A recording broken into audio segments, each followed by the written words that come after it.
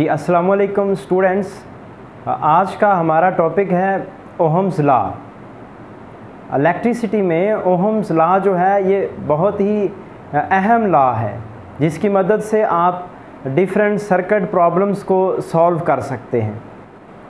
आप ऑब्ज़र्व करते हैं कि अगर आपके पास कोई बल्ब है, उसको आपने पोटेंशियल डिफरेंस से जोड़ा है तो जो बल्ब है वो जलना शुरू कर देता है। अगर आप पोटेंशियल डिफरेंस को ज़्यादा कर दें तो उस बल्ब की ब्राइटनेस भी ज़्यादा हो जाती है। तो इसकी वजह क्या है? तो असल में जो बल्ब ब्राइट हो जाता है, जो जलना शुरू कर देता है, वो करंट के फ़्लो की वजह से जलता है। तो इसका मतलब है जब आपने उस बल्ब के क्रॉस पोटेंशियल डिफरेंस अप्लाई किया है तो उस बल्ब में से करंट फ़्लो होता है। तो जब भी आप पोटेंशियल डिफरेंस अप्लाई करते हैं किसी कंडक्टर को या किसी अप्लायंस को, तो उसमें से करंट फ़्लो होना शुरू हो जाता है। और जब आप ज़्यादा पोटेंशियल डिफरेंस अप्लाई करते हैं तो बल्ब की ब्राइटनेस बढ़ जाती है। तो इसका मतलब है कि उस बल्ब में से गुजरने वाला जो करंट है वो भी ज़्यादा हो जाता है, जिस वजह से उसकी ब्राइटनेस बढ़ जाती है। तो इस तरह के एक्सपेरिमेंट से जॉर्ज सिमन ओहम ने एक लॉ बनाया कि भाई जब भी आप पोटेंशियल डिफरेंस अप्लाई करते हैं किसी कंडक्टर के क्रॉस तो उसमें से करंट फ्लो होता है, और जो करंट की मिकदार है वो डिपेंड करती है पोटेंशियल डिफरेंस पे कि आपने कंडक्टर के सिरों पे पोटेंशियल डिफरेंस कितना अप्लाई किया है। अगर आप पोटेंशियल डिफरेंस ज़्यादा अप्लाई करते हैं तो करंट भी ज़्यादा फ्लो करता है। अगर आप पोटेंशियल डिफरेंस को कम कर देते हैं तो करंट भी कम हो जाता है। तो यही ओहम्स लॉ है कि the current I flowing through any conductor is directly proportional to the potential difference applied across the ends of conductor। एक शर्त है, और शर्त ये है कि उस कंडक्टर की फिजिकल कंडीशन चेंज नहीं होनी चाहिए। आप ये कह सकते हैं कि उसका टेम्परेचर चेंज नहीं होना चाहिए, उसकी डायमेंशंस भी चेंज नहीं होनी चाहिए, प्रेशर चेंज नहीं होना चाहिए। तो हम कह देते हैं कि उसकी फिजिकल कंडीशन अगर चेंज ना हो तो उस कंडक्टर में से गुजरने वाला जो करंट है वो डायरेक्टली प्रोपोर्शनल होता है वोल्टेज के। जितना वोल्टेज आप बढ़ाते जाएंगे उतना करंट भी बढ़ता जाएगा। आइए अब हम इस लॉ को एक एनालॉजी की मदद से समझने की कोशिश करते हैं। ये हमारे पास एक रॉक स्लाइड एनालॉजी है जिसमें h हाइट के ऊपर ये बाल्स पड़ी हुई हैं और ये बाल्स इस पाथ के थ्रू मूव कर सकती हैं यहाँ नीचे आने के लिए। और यहाँ पे कुछ ग्रास भी है इस पाथ के ऊपर जो कि इन बाल्स को गुजरने में मुज़ामत पेश करती है। तो आपको ये पता है कि अगर आप हाइट इंक्रीज़ करते जाएंगे तो ये जो बाल्स हैं ये ज़्यादा तेज़ी से मूव करेंगी। ये हमने एक टेबल बनाया है हाइट और फ्लो रेट के दरमियान। हाइट h है और फ्लो रेट है इन बाल्स के फ़्लो करने का, flow per unit time. Unit time में कितनी बाल्स फ़्लो करती हैं, आप ये भी कह सकते हैं। तो आप सपोज़ करें कि हाइट अगर 0 है तो बाल्स फ़्लो नहीं करेंगी, तो फ्लो रेट भी 0 होगा।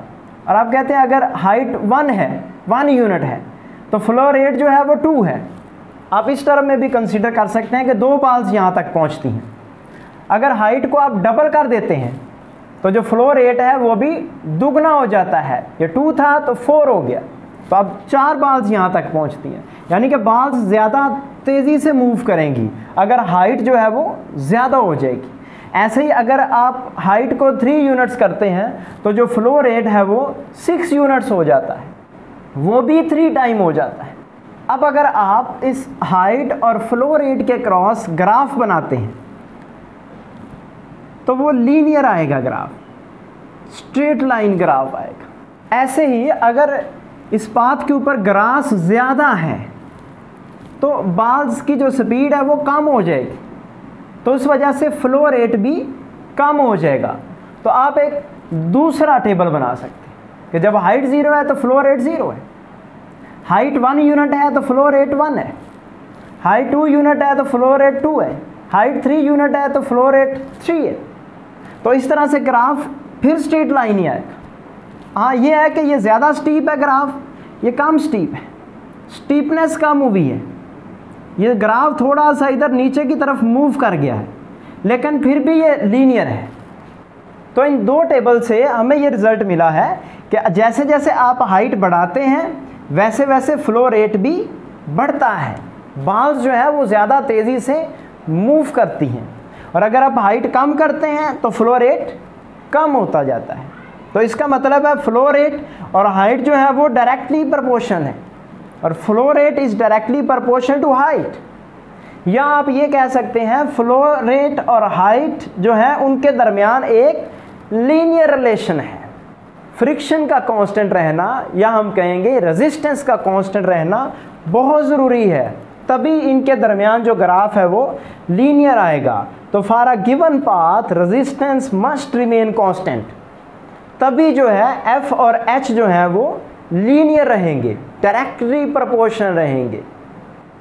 तो हमने बातों बातों में ओहम्स लॉ पढ़ लिया है। अब आप इस रॉक स्लाइड एनालॉजी को अप्लाई कर दें किसके ऊपर, सर्किट के ऊपर। तो जो हाइट है वो रिप्लेस हो जाएगी वोल्टेज से। यहाँ पे हाइट जो काम करती है, सर्किट में वोल्टेज पोटेंशियल डिफरेंस वही काम करता है। ऐसे ही इस पाथ को रिप्लेस कर दें वायर से। यहाँ इस पाथ से गुजर के बाल्स आती हैं तो चार्ज जो है वो इस वायर से गुजर के जाता है, तो पाथ को रिप्लेस कर देंगे हम वायर से। ऐसी बाल्स की जो मोशन है जो इस पाथ पे हो रही है, बिल्कुल ऐसे यहाँ पे चार्जेस की मोशन होगी इस वायर में, इस कंडक्टर में। ऐसे ही जो ग्रास है यहाँ पे जो कि रेजिस्टेंस का बायस बन रही है, रुकावट का बायस बन रही है, यहाँ पे इस वायर की रेजिस्टेंस वही काम करेगी।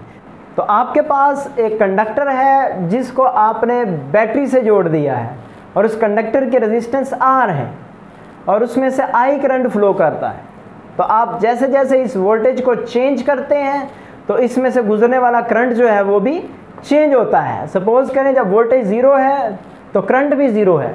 वोल्टेज जो है वो 10 वोल्ट हो गया है तो करंट 1 एम्पेयर हो गया है। वोल्टेज 20 वोल्ट हो गया है तो करंट जो है वो 2 एम्पेयर हो जाएगा। वोल्टेज अगर 30 हो गया है तो करंट भी 3 टाइम्स हो जाएगा। तो ऐसे ही जैसे जैसे वोल्टेज बढ़ता है वैसे वैसे इस कंडक्टर में से गुजरने वाला करंट बढ़ता है। यही ओम्स लॉ है कि I is directly proportional to V। I और V का जो रिलेशन है वो लीनियर है। अगर वोल्टेज डबल होता है तो करंट को भी डबल होना पड़ेगा। वोल्टेज अगर 3 टाइम्स होता है तो करंट भी 3 टाइम्स हो जाएगा। और यहाँ पे प्रोपोर्शनैलिटी को अगर आप ख़त्म करते हैं तो यहाँ हम लगाते हैं कोई ना कोई कांस्टेंट, और यहाँ कांस्टेंट होता है 1/R। 1/R कांस्टेंट है, और इस R को हम कहते हैं रेजिस्टेंस ऑफ द कंडक्टर। और इस फार्मूले को आप V is equal to IR की फॉर्म में भी लिख सकते हैं, और यहाँ से बनती है डेफिनेशन ऑफ रेजिस्टेंस। ठीक है, रेजिस्टेंस क्या होती है? The opposition offered by the conductor to flow of current. ठीक है, और ये किस वजह से होती है? क्योंकि कंडक्टर में एटम्स होते हैं, आयन्स होते हैं, तो जब इलेक्ट्रॉन्स गुजरते हैं तो वो एटम से और आयन से कोलाइड करते हैं। कोलिजन्स की वजह से उनको गुजरने में मुज़ामत होती है, इसी को हम रेजिस्टेंस कहते हैं। तो रेजिस्टेंस को आप लिख सकते हैं R is equal to V/I। अगर 1 वोल्ट पोटेंशियल डिफरेंस अप्लाई करने से 1 एम्पेयर करंट फ्लो होता है तो हम कहेंगे उस कंडक्टर की रेजिस्टेंस 1 ओम है। और अगर 10 वोल्ट पोटेंशियल डिफरेंस अप्लाई करने से 1 एम्पेयर करंट फ्लो होता है तो हम कहेंगे कि उसकी रेजिस्टेंस 10 ओम है। अगर 100 वोल्ट अप्लाई करने से 1 एम्पेयर करंट फ्लो होता है तो हम कहेंगे उसकी रेजिस्टेंस 100 ओम है। यूनिट करंट के लिए कितना वोल्टेज अप्लाई करना पड़ता है, उसी का नाम है रेजिस्टेंस। और जो रेजिस्टेंस है वो डिपेंड करती है मटेरियल के ऊपर कि भाई मटेरियल कौन सा है। डिफरेंट मटेरियल्स की रेजिस्टेंस डिफरेंट होती है। ऐसे ही रेजिस्टेंस जो है वो ज्योमेट्रिकल प्रॉपर्टी भी है, वो डिपेंड करती है लेंथ ऑफ कंडक्टर के ऊपर।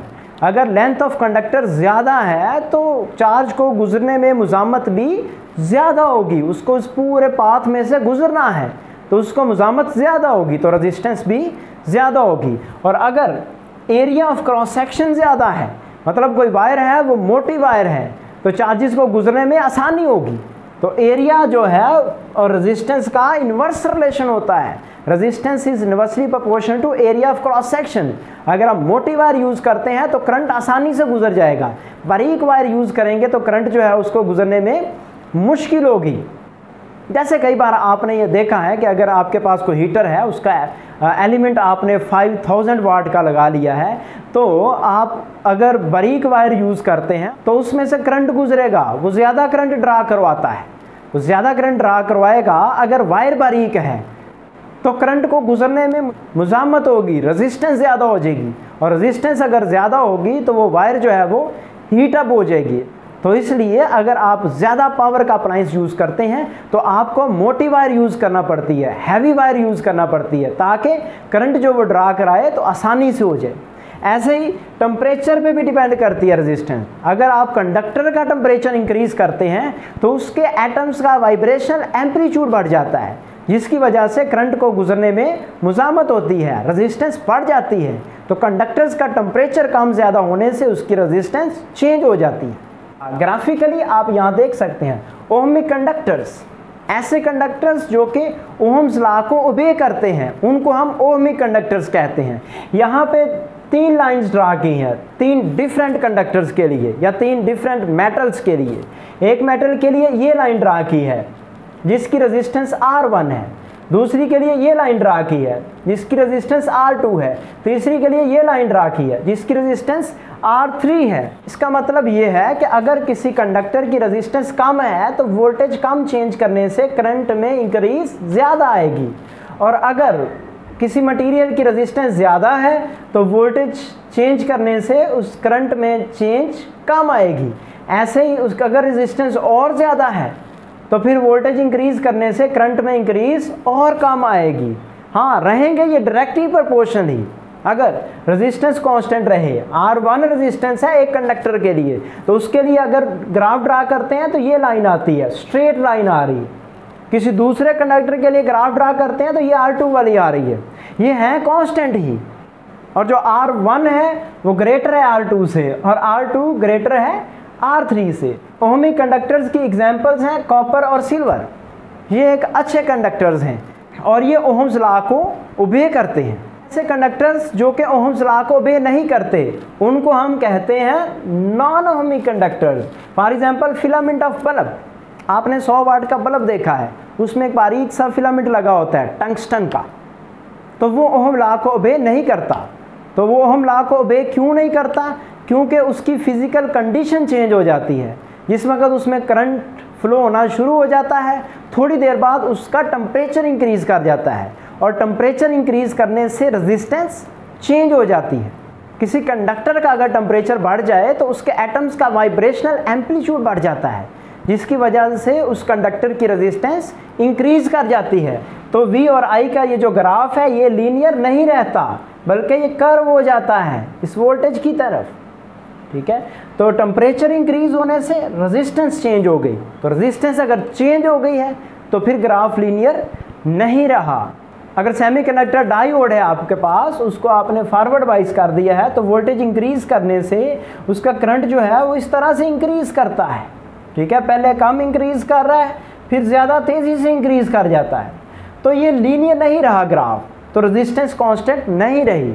तो इस वजह से ये जो सेमीकंडक्टर डायोड है ये भी ओम्स लॉ को ओबे नहीं करता। तो स्टूडेंट्स, ये था आज का हमारा लेक्चर। अल्लाह हाफिज़।